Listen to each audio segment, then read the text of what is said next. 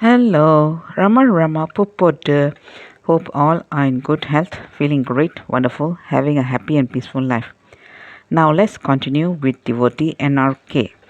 This is how we have to apply our master's teaching to our daily routine. And when we do so, the Guru leads us step by step in the journey inwards as Bhagavan did with NRK. In 1941, N.R.K., who was a professor at Madurai then, received an invitation from Ramana Ashramam for the Navaratri festival. The mother goddess is worshipped and celebrated for 9 nights during this period.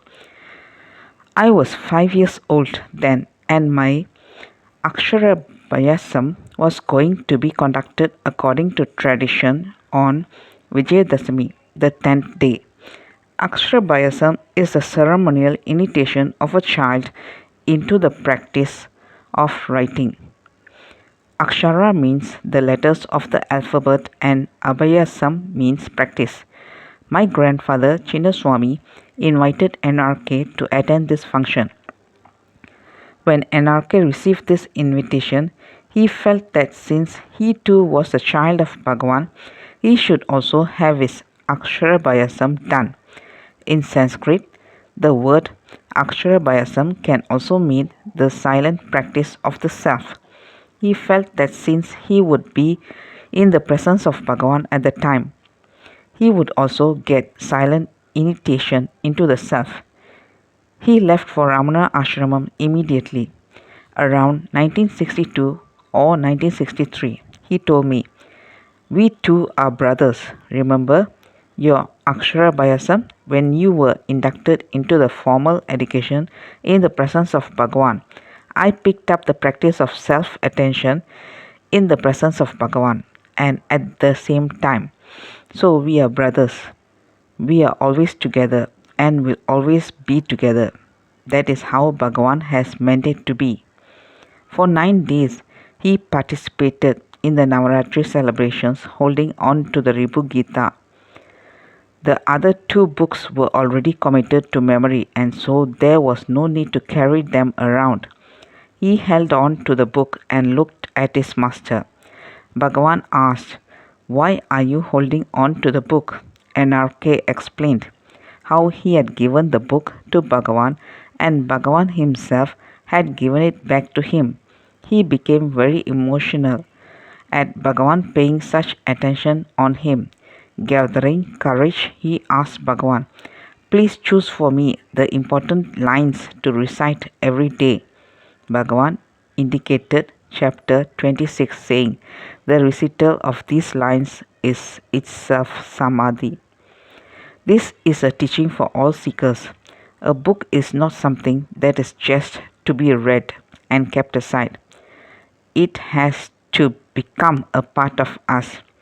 It has to become an integral part of us like any other limb of the body.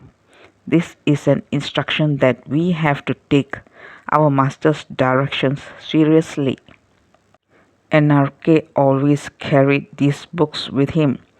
He recited the verses tens of thousands of times and the Ribu Gita became as much a part of him as his breathing.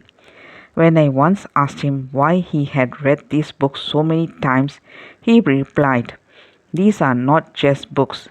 These are not just verses. They are mantras, the sacred and holy words of the Master." When I appeared a little hesitant or disbelieving, he said, "I once asked my Guru to explain the 5 hymns of Arunachala. He replied repeatedly, reading it is the meaning.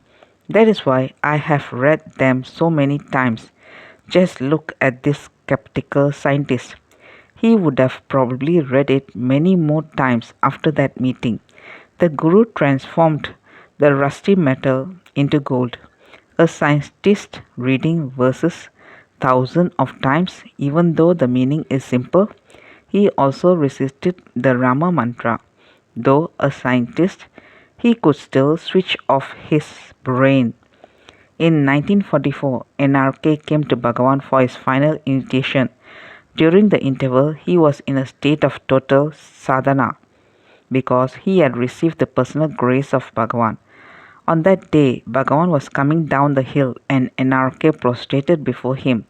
Gathering courage, he asked Bhagavan, "With your grace, how can I experience the self?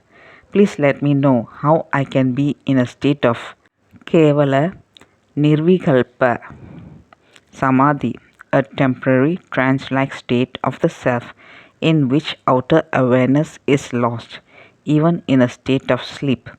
How can I at other times be in a state of Sahaja Nirvikalpa Samadhi, the state of complete enlightenment in which one can function normally and naturally? I would like it to be there even when I sleep. When I get up, the state should continue." Bhagavan replied, "Sleep is a God-given state. You cannot do anything while you are asleep. But at other times you must practice the enquiry, 'Who am I?' The ripe fruit that you so desire will come to you automatically and of its own accord." NRK told me, "I got my final Upadesa from the blessed lips of my beloved Lord and Master Sadguru Ramana. I had nothing more to ask from him. I knew that I had to work hard to achieve my objective, and there was nothing else for me to do." NRK dedicated himself totally to sadhana and after retirement in 1955 became a regular visitor to the ashram. I was amazed to find that he was constantly in the state of samadhi, and yet he never claimed that he was a realized person. That was a revelation to me. As a matter of fact, none of the old devotees claimed that they were realized. I was close to NRK because he used to come frequently to the ashram. That's all, folks. Let's continue in the next chapter. Thank you. Bye bye. Rama Rama Pupodu.